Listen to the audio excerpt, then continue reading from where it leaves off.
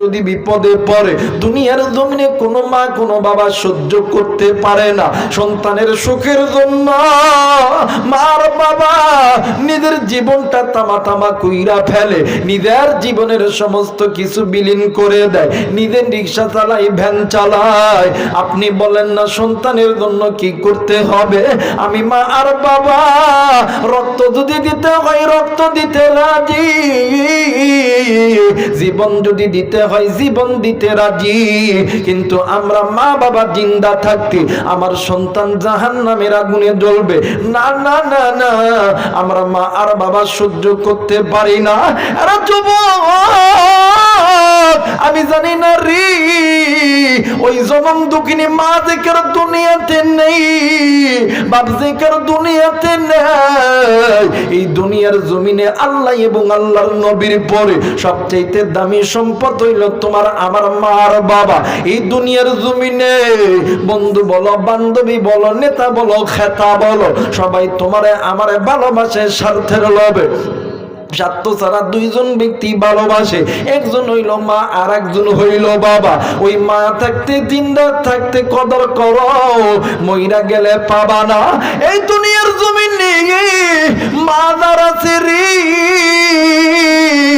বাপ যারা আছে রে, ওই মা বাবার চাইতে ওই মা বাবা যার জিন্দা আছে ওর মতন সুখী ওর মতন দুনিয়ার কেউ নাই। কিন্তু মা যার নেই রে, বাপ যার নাই রে, ওর মতন অসহায় ওর মতন এতিম আর কেউ নাই। এরা যুবক এই জায়গায় তোমার বাবা নাই। এরা বন্ধু তুমি আমি যেই নবীর উম্মত আমার নবীও কিন্তু এতিম ছিল। এরা বন্ধু তোমার মা নেই, আমার নবীরও মা নাই, তুমি এতিম আমার নবী এতিম। তুমি কেন মায়ের ভালোবাসবা না? কেন তুমি মায়ের মহাব্বত করবা না? আমার নবী যখন একা একা থাকতেন আমার নবী মায়ের কথা বাবার কথা মনে কইরা আমার নবী যে ডুকরে ডুকরে কাঁদতেন, ওই নবী ডাক দিয়ে কই আম্মু দুনিয়ার জমিনে যদি কোনো আম্মু মা বাবারে খুশি কইরা হাসরের ময়দানে আসে, আমি নবী বইলা দিলাম আমি নবী তার জন্য সুপারিশ করব। আর যেই বান্দা বান্দি পিতা মাতাকে খুশি কইরা আসতে পারবা না হাসরের ময়দানে আমি নবী তার জন্য সুপারিশ করব না। আমার আল্লাহ বলেন ওয়াকাদা রাব্বুকা আল্লা তা'বুদু ইল্লা ইয়াহু ওয়া বিল ওয়ালিদাইনি ইহসানা। দুনিয়ার জমিনে বান্দা বান্দি শুনিয়া নাও, আমি আল্লাহর অনুগত্য ইবাদত করার পরে তোমরা পিতামাতার প্রতি ইহসান করো, দয়া করো। কারণ পিতামাতা যদি খুশি হয় আমি আল্লাহর জান্নাতের দরজা খুলে যায়, আর পিতামাতা যদি অসন্তুষ্ট হয় আমি আল্লাহর জান্নাতের দরজা বন্ধ হয়ে যায়। আর যুবক এই ময়দানে কোন যুবক আছো তুমি মায়ের সঙ্গে খারাপ ব্যবহার করছো, তুমি বাবার সঙ্গে খারাপ ব্যবহার করছো, তুমি মায়েরে ভিনু করিয়া দিছ, বাবারে ভিনু করিয়া দিছ। বাইরে এই মাহফিল শেষ করার পর বাড়িতে যাবি ওই মা বাবার কাছে মাপ চাইবি। কারণ আমার নবী বলছেন উম্মত তোমরা শুনিয়া নাও, মা বাবা যদি খুশি হইয়া সন্তানের জন্য যদি দোয়া করে, মার বাবা যদি বলে আল্লাহ আমার সন্তানরে তুমি আর্মি বানাও, আমার সন্তানরে তুমি পুলিশ বানাও, আমার সন্তানরে ডাক্তার বানাও, ইঞ্জিনিয়ার বানাও, আমার সন্তানরে তুমি শিল্পপতি বানাও। ওই মা আর বাবার দোয়া করতে দেরি হবে, আমার আল্লাহ দোয়া কালি মাগছে। এই বোন যতক্ষণ না কথা না কইবে এতক্ষণ আমি কথা কইতাম না। সুবহানাল্লাহ কইতেন না? ফাতেমা ওয়াদা করছে আল্লাহ ওমর না পাক আমি পাক, আমি ইমানদার, ওমর বেঈমান। ওমর যতক্ষণ না কথা না কইব আমিও কথা কইতাম না। আল্লাহু আকবার বলবেন না? আল্লাহু আকবার। ওমরও চুপ করে আছে, বুনও চুপ করে আছে। এক পর্যায়ে ওমর ডাক দেখে কি লোক বোবা হইল নাকি? এক পর্যায়ে ওমর ডাক দেখে আমি আমার কানে কিসের আওয়াজ শুনতে পেলাম? এবার হযরত ওমরের বোন ডাক দেখে আল্লাহ ইমানদারদের জয় হয়ে গেছে। আল্লাহু আকবার, আল্লাহু আকবার। আল্লাহ গো আমার ভাই যে তো আগে কইছে আমি তাহলে কমু হাদা কালামুল্লাহ, যারা বলেন আল্লাহু আকবার। হযরত ওমর বলতে হাদা কালামুল্লাহ, কোন কালামুল্লাহ? হযরত ওমরের বোন বলতেছেন, আশহাদু আল্লা ইলাহা ইল্লাল্লাহ।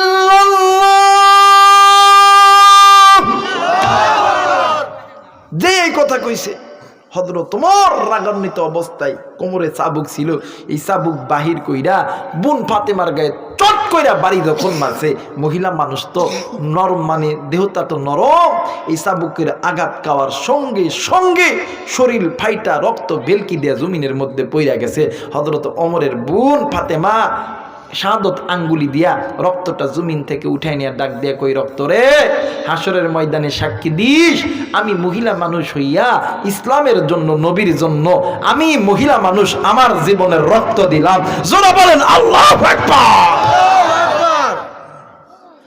আমার ভাইরা, আমার বন্ধুরা রে, আমার ভাইরা, আমার বাবাজিরা, এইবার হযরত ওমর যখন মারতে আছে, এক পর্যায়ে চাবুক করে আঘাত যখন নাইয়া বোন ফাতেমার চোখে যখন লাগছে, চোখের কোনা ফেটে রক্ত পড়তেছিলেন, আবার যখন বাড়ি মারছি,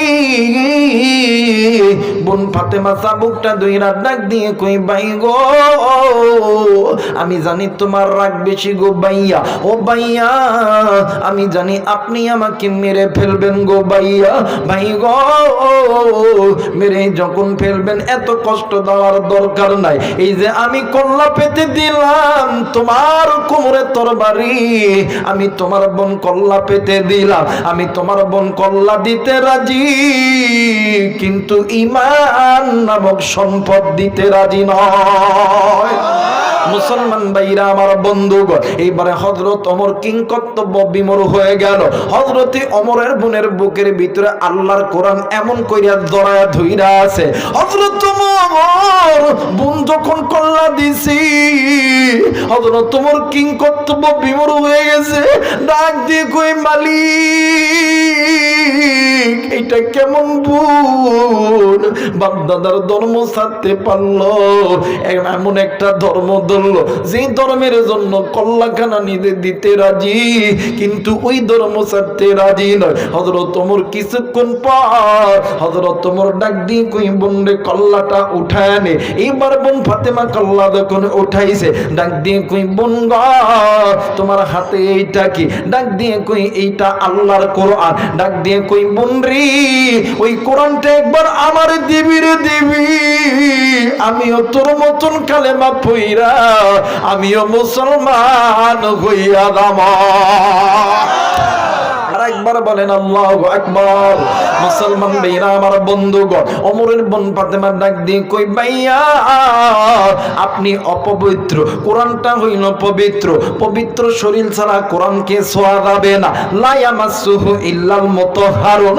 ও ভাইয়া, এই কোরআন পড়তে হলে ওযু করতে হবে, পুত পবিত্রতা অর্জন করতে হবে। তাইলে ডাক দিয়ে কই, বোন গো, আমারে তুমি পুত পবিত্রতা অর্জন করিয়া দাও। কই, আমি তো পারবো না, নবীর দরবারে চলো। এইবার ভাই আর বোন নবীর দরবারে আল্লাহর কোরআন নিয়ে রওনা নিল। আজকে মুসলমান যে কোরআনুল কারীমের কাছে গেলে আল্লাহ তাআলা মুসলমানদেরকে হিরোতে, মানে জিরো থেকে হিরো বানায়া দেয়। আজকে মুসলমান ওই কোরআন থেকে দূরে থাকি। আজকে মুসলমানদের নারী পুরুষ ওই কোরআন পড়ি না। আজকে মুসলমানের মা বাবা কোরআন পড়ে না। আজকে মুসলমানের যুবক যুবতী আল্লাহর কোরআনের কাছ থেকে মুখটা ফিরায়া নেয়।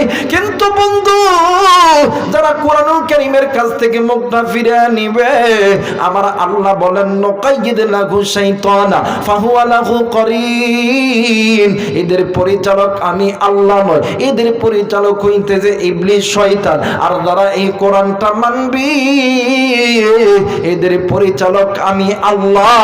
একটু আওয়াজ করে বলেন সুবহানাল্লাহ। মুসলমান বন্ধুরে, এই দুনিয়ার ভিতরে আল্লাহর কোরআন না মানার কারণে অনেক মানুষ, নারী পুরুষ, অনেক মানুষের, মানে অনেক মানুষকে আল্লাহ তাআলা দুনিয়ার মধ্যে লাঞ্ছিত করেছে, দুনিয়ার মধ্যে বেইজ্জতি করেছে। আর বন্ধু, সামদেশের ভিতরে একজন যুবতী নারীর কথা আপনাদেরকে বলে যায়। একজন যুবতী নারী আল্লাহ তাআলা এত সুন্দর করিয়া তৈরি করেছে, হরিণের মতন ডাগর ডাগর চোখ, খারাচানি উটের মতন ঝাঁকড়া চুল, যে যুবতীর চোখের পলকে হাজার হাজার যুবকের ঈমান নষ্ট হয়ে যাইত। আল্লাহর বান্দী সদা সর্বদা কোরআনকে বিদ্যাঙ্গুলি দেখে চলতো, বেপরদায় চলতো। আল্লাহর বান্দী দুনিয়া থেকে মারা গেছে, কিন্তু যেই জায়গায় কবর দিছে ওই জায়গা একটা মানুষ চলাচলের রাস্তা। মসজিদের ইমাম, মসজিদের মুয়াজ্জিন যখন মিনারে 5 ওয়াক্ত আযানের সময় যখন আযান দেয়, ওই কবর থেকে আওয়াজ ভেসে আসে, আমারে এই কবর থেকে বাঁচাও বাঁচাও, আমি আর এই কবরে আযাব সহ্য করতে পারি না। এরা বন্ধু আমার ভাইরা, এই ভয়ে এলাকার মানুষ আর ওই রাস্তা ব্যবহার করে না। কয়েকদিন পরে এলাকার ভিতরে একটা দিনী তাবলীগের মানুষ এসেছে। দিনী তাবলীগের মানুষ আইসা ওই পথ দিয়ে যখন চলাফেরা করে, আযান যখন দেয়, তাদের কানে যখন এই আওয়াজটা চলে যায়, এরা বন্ধু তারা এলাকার বড় বড় আলেম, এলাকার মাথা মুরব্বীদেরকে লইয়া বৈঠক করেছে। এইবার কবরটা যখন খনন করা হইবে, কবর খনন করার কাজ শুরু হয়ে গেছে। কবর যখন অর্ধেক খনন করেছে, কবরের মধ্যে আলো দিয়া দেখে ওই কবরের ভিতরে আল্লাহর বান্দী যুবতী নারী উলঙ্গ অবস্থায় কবরের এক সাইডে জীর্ণ শীর্ণ ভাবে বসে আছে, আর এক জায়গায় কাফনের সাদা কাপড় পরিয়ে আছে। একজন মুরব্বী ডাক দিয়ে কই, মা তুমি এই সাদা কাপড় দিয়া তোমার লজ্জা স্থানটাকে ডাকো গো মা। ওই মহিলা ডাক দিয়ে কই, চাচাজি না না না না, ওই কাপড় আমি আমার গায়ে দিব না। ওই কাপড় যখনই আমার গায়ে লাগাই দিই, তখনই আমার গায়ের মধ্যে আগুন ধরে যায়। আরে বন্ধু, এলাকার মানুষগুলি একটা কম্বল একটা চাদর নিয়ে যখন যুবতীরে দিছে, আল্লাহর বান্দি যুবতী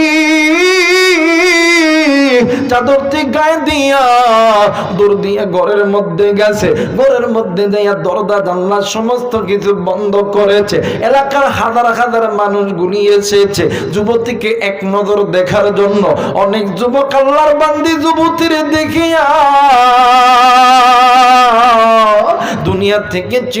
দুনিয়া থেকে বিদায় হয়ে গেছে। কিতাবের ভিতরে লেখা আছে আল্লাহর বান্দি 7 দিন দুনিয়াতে জিন্দা ছিল, 7 দিন পরে আবার মারা গেছে।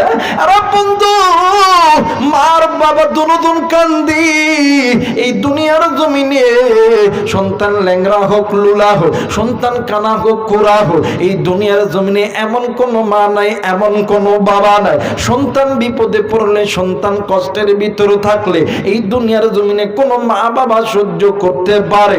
এইবারে মার বাবা এলাকার আরো আলেমদেরকে এক জায়গায় করেছে, ডাক দিয়ে কই, বাবা গো, আমরা মা বাবা দেখেছি আমার সন্তান দুনিয়াতে গুনাহের কাজ করছে। আমার সন্তান দুনিয়ার জমিনে থাকা অবস্থায় আমার সন্তান দুনিয়ার জমিনে থাকা অবস্থায় আমার সন্তান আল্লাহর হুকুম পর্দা মানত না। আমার সন্তান পর্দা খেলাপ করত, আমার সন্তান গুনাহের মধ্যে লিপ্ত থাকতো। এইটা আমরা বুঝেছি। আমার আল্লাহ এই জন্য রাগ হয়ে আমার সন্তানের কবরে আযাব দিয়েছে। হুজুর আপনারা বলেন, আমরা মা বাবার কাছে এমন কোন আমল করতে পারি কিনা যে আমলটা করলে আমার আল্লাহ আমার সন্তানের কবরে আযাব মাফ করে দিবে? ওলামায়ে কেরাম ডাক দিয়ে কই, মা গো, আমল কি আপনি করতে পারবেন কি মা? বলেন না। মার বাবা ডাক দিয়ে কই, হুজুর, এই দুনিয়ার জমিনে সন্তান ল্যাংরা হোক লুলা হোক, ওই সন্তান যদি বিপদে পড়ে দুনিয়ার জমিনে কোনো মা কোনো বাবা সহ্য করতে পারে না। সন্তানের সুখের জন্য মার বাবা নিজের জীবনটা তামা তামা কইরা ফেলে, নিজের জীবনের সমস্ত কিছু বিলীন করে দেয়, নিজের রিক্সা চালায়, ভ্যান চালায়। আপনি বলেন না সন্তানের জন্য কি করতে হবে? আমি মা আর বাবা রক্ত যদি দিতে হয় রক্ত দিতে রাজি, জীবন যদি দিতে হয় জীবন দিতে রাজি, কিন্তু আমরা মা বাবা জিন্দা থাকতে আমার সন্তান জাহান্নামের আগুনে জ্বলবে, না না না না, আমরা মা আর বাবা সহ্য করতে পারি না। আরে যুবক, আমি জানি না রে, ওই জনম দুঃখিনী মা যেকার দুনিয়াতে নেই, বাপ যেকার দুনিয়াতে নেই, এই দুনিয়ার জমিনে আল্লাহ এবং আল্লাহর নবীর পরে সবচেয়ে দামি সম্পদ হইল তোমার আমার মা আর বাবা। এই দুনিয়ার জমিনে বন্ধু বলো, বান্ধবী বলো, নেতা বলো, খেতা বলো, সবাই তোমারে আমারে ভালোবাসে স্বার্থের লোভে। স্বার্থ ছাড়া দুইজন ব্যক্তি ভালোবাসে, একজন হইল মা আর একজন হইল বাবা। ওই মা থাকতে জিন্দা থাকতে কদর করো, মইরা গেলে পাবা না। এই দুনিয়ার জমিন নিয়ে মা যারা রে, বাপ যারা রে, ওই মা বাবার চাইতে ওই মা বাবা যার জিন্দা আছে, ওর মতন সুখী ওর মতন দুনিয়ার কেউ নাই। কিন্তু মা যার নেই রে, বাপ যার নাই রে, ওর মতন অসহায় ওর মতন এতিম আর কেউ নাই। এরা যুবক, এই জায়গায় তোমার বাবা নাই। এরা বন্ধু গো, তুমি আমি যেই নবীর উম্মত, আমার নবীও কিন্তু এতিম ছিল। এরা বন্ধু, তোমার মা নেই, আমার নবীরও মা নাই, তুমি এতিম, আমার নবী এতিম, তুমি কেন মায়ের ভালোবাসবা না? কেন তুমি মায়ের মহাব্বত করবা না?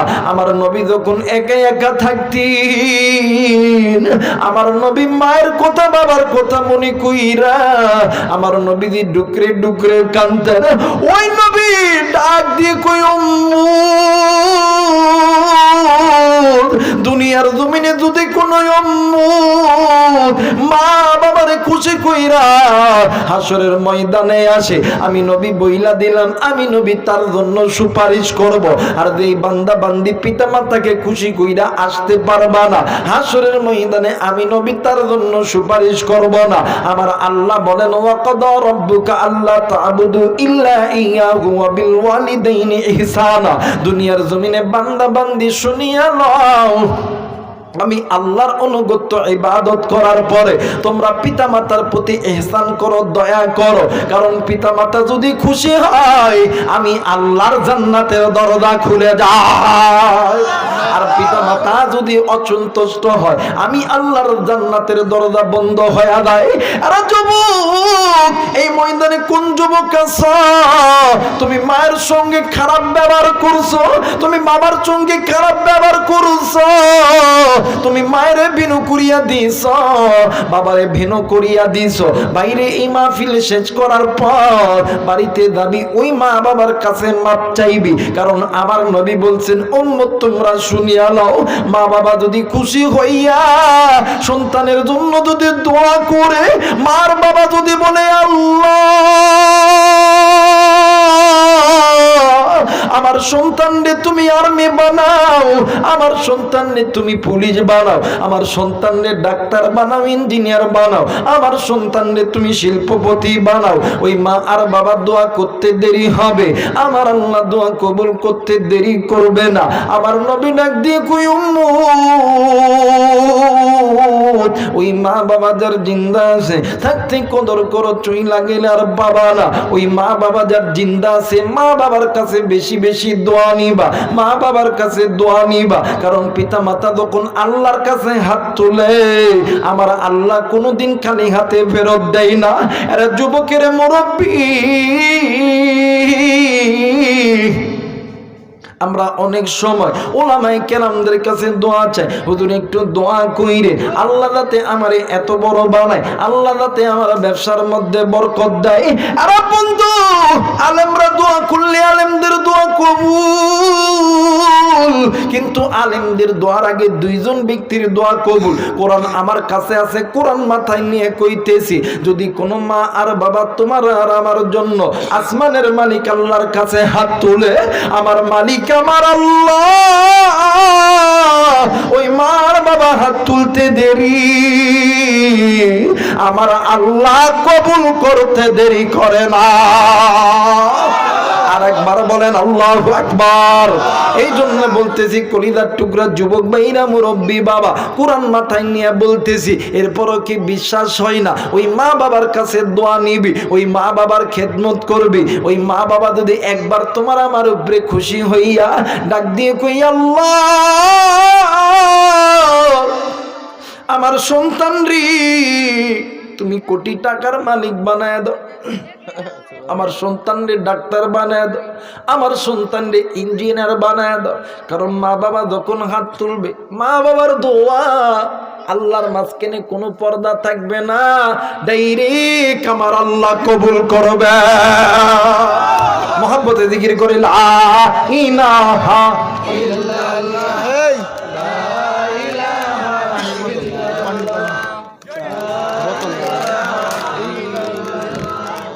লা ইলাহা